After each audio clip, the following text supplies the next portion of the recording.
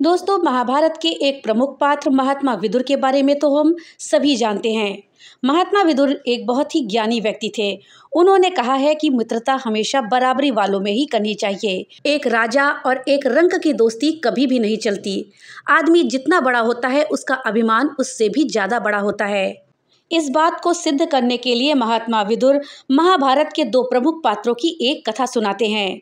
इस जानकारी के लिए वीडियो में हमारे साथ अंत तक बने रहिएगा, जिससे कि आपको सही और सटीक जानकारी प्राप्त हो पाए। दोस्तों, महात्मा विदुर बता रहे हैं महाभारत के दो प्रमुख पात्र द्रोणाचार्य और राजा द्रुपद के विषय में। पांचाल नरेश प्रशतसेन और ऋषि भारद्वाज आपस में मित्र थे। समय आने पर पांचाल नरेश ने अपने पुत्र द्रुपद को ऋषि भारद्वाज के आश्रम में शिक्षा ग्रहण करने के लिए भेजा। आश्रम में शिक्षा ग्रहण करते समय द्रुपद की मित्रता ऋषि कुमार भारद्वाज पुत्र द्रोण से हो गई। दोनों साथ साथ ही रहते थे। किशोर राजकुमार द्रुपद हमेशा ऋषि कुमार द्रोण से कहते रहते थे कि आश्रम से शिक्षा पूरी होने पर राज्य में वापस जाने पर समयानुसार वे राजा हो जाएंगे। द्रुपद ये भी कहने में संकोच नहीं करते थे कि उनके राजा बन जाने पर अपने मित्र द्रोण को भी सभी राजकीय सम्मान तथा सुख का अधिकार रहेंगे, क्योंकि द्रोण उनके मित्र हैं। समय आने पर द्रुपद की शिक्षा पूरी हुई और वे पांचाल वापस चले गए। यथासंभव द्रुपद पांचाल नरेश के रूप में अभिषिक्त हो गए। इधर द्रोणाचार्य की शिक्षा पूरी हुई और उनका विवाह कृपाचार्य की बहन कृपि के साथ हो गया। द्रोणाचार्य के पास शास्त्र और शस्त्र का विपुल ज्ञान था, लेकिन अर्थ का अभाव था। फिर भी वे एक अकिंचन तपस्वी की तरह ही अपना सात्विक जीवन व्यतीत कर रहे थे। कुछ समय के बाद उनकी कठिन तपस्या से और भगवान शिव के वरदान से अश्वत्थामा जैसा पुत्र प्राप्त हुआ। अपने सखाओं से दुग्धपान की बात सुनकर बालक अश्वत्थामा अपनी माता से गोदूध के लिए हट करने लगा, लेकिन द्रोणाचार्य के पास गाय नहीं थी। अतः विवश होकर मां ने चावल को पीसकर उसमें शक्कर और पानी मिलाकर दुग्ध कहकर अश्वत्थामा को पीने के लिए दिया। चूंकि दुग्ध के स्वभाव से अनभिज्ञ बालक था, इसलिए उसे ही दूध समझ लिया उसने और खुश होकर अपने मित्रों से कहा कि उसने भी दुग्धपान किया है। यह सुनकर उसके मित्र उसकी हंसी उड़ाने लगे और कहने लगे कि तुम्हारे पास जब गाय ही नहीं है तो दुग्ध कैसे हो गया। अपने पुत्र को लज्जित और क्लांत देखकर द्रोणाचार्य को अपनी विपन्नता पर बहुत ग्लानि हुई। उसी समय उनको अपने बाल सखा और सहपाठी द्रुपद की याद आ गई, जो उस समय पांचाल नरेश थे। साथ ही उसकी बातों को याद कर वे मुदित हुए और द्रुपद के पास जाने का विचार करने लगे।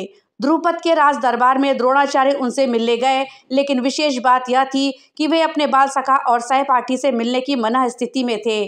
दरबार में पहुंचते ही उन्होंने राजा द्रुपद को मित्र कहकर संबोधित किया, लेकिन दरबार में उस समय उनके बाल सखा और सहपाठी द्रुपद नहीं बल्कि पांचाल नरेश द्रुपद थे। उनको एक अकिंचन ब्राह्मण द्वारा मित्र का संबोधन आपत्तिजनक लगा। उन्होंने द्रोणाचार्य से कहा कि मित्रता सदैव बराबरी वालों से की जाती है। एक राजा का मित्र केवल एक राजा ही हो सकता है, एक अकिंचन ब्राह्मण नहीं। आपको अगर धन, गाय, वृत्ति या और कुछ चाहिए तो उसके लिए आप एक याचक की भांति याचना कीजिए। आप मेरे मित्र कैसे हो सकते हैं? बचपन में व्यक्ति अज्ञानवश बहुत बातें कह देता है, उसको वास्तविक जीवन में नहीं लिया जा सकता। यह कहकर द्रुपद ने द्रोणाचार्य की पूरे दरबार में सबके सामने परिहास किया। इस घटना से और द्रुपद के अपमानजनक व्यवहार से द्रोणाचार्य बहुत व्यथित हुए और हस्तिनापुर जाकर कुरु राजकुमारों को शिक्षा देने लगे। उनकी दरिद्रता दूर हो गई, लेकिन अपने मित्र द्रुपद के उपहास और अपमानजनक व्यवहार को वो नहीं भूल पाए।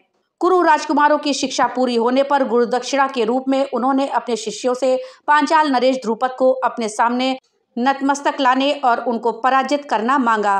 पांडवों ने द्रुपद को पराजित कर हाथ बांधकर उनको द्रोणाचार्य के सामने प्रस्तुत किया। द्रोणाचार्य ने द्रुपद का आधा राज्य ले लिया और आधा उनको वापस करके कहा कि अब हम और तुम दोनों बराबर हैं, अब तो मित्र हो सकते हैं। लेकिन अभिमानी द्रुपद यह सहन नहीं कर सके और ऋषियों के आश्रम में इस अभिलाषा से भटकने लगे कि कोई ऐसा ऋषि मिले जिससे यज्ञ कराकर एक दिव्य पुत्र प्राप्त कर सके, जो द्रोणाचार्य को पराजित कर सके। अंत में उन्होंने यज्ञ करवाया, जिससे धृष्टद्युम्न और द्रौपदी का जन्म हुआ और महाभारत के युद्ध में उसी धृष्टद्युम्न ने द्रोणाचार्य की नृशंस हत्या करी। इस पूरे प्रकरण में ये तो स्पष्ट होता है कि मित्रता या रिश्ता बराबरी में ही करना चाहिए। दूसरा, द्रुपद ने मित्र धर्म का पालन नहीं किया। उनको द्रोणाचार्य का अपमान किसी भी रूप से नहीं करना चाहिए था। पांचाल नरेश द्रुपद अपने राज्य धर्म का पालन भी नहीं कर सके। अपने राज्य के अंदर वाले आश्रमों की देखभाल एक राजा का कर्तव्य होता है। साथ ही एक ब्राह्मण तपस्वी आपके दरबार में आता है तो वो स्वाभाविक रूप से आदर और सम्मान का पात्र है। उसका कुशल क्षेम जानना तथा सहयोग करना राजा का कर्तव्य है। लेकिन राजमद में चूर अभिमानी द्रुपद को अपने बाल सखा और सहपाठी द्रोणाचार्य, जो कि एक तेजस्वी ब्राह्मण तथा तपस्वी थे, का अपमान करने में ही सुख मिला। द्रोणाचार्य एक दिव्य पुरुष थे। वे अयोनिज थे। शस्त्र और शास्त्र के ज्ञान में वो अद्भुत थे। धनुर्विद्या में उस समय भीष्म के अलावा कोई भी त्रैलोक्य में उन जैसा नहीं था। वे सरस्वती के उपासक थे।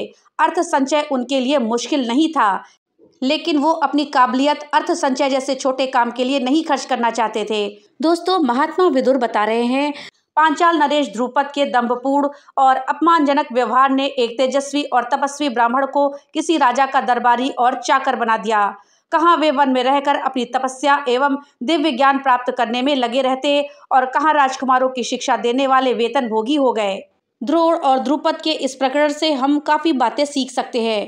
पहला, कुछ यादें, कुछ वादे जिनको इंसान याद रखता है, क्या वो वाकई में अब भी वैसे ही होंगे? दूसरा, इंसान अगर किसी भी हाल में किसी दूसरे से मदद लेने जाता है तो ये बात हमेशा याद रखनी चाहिए कि सामने वाला किसी बंधन में नहीं होता है।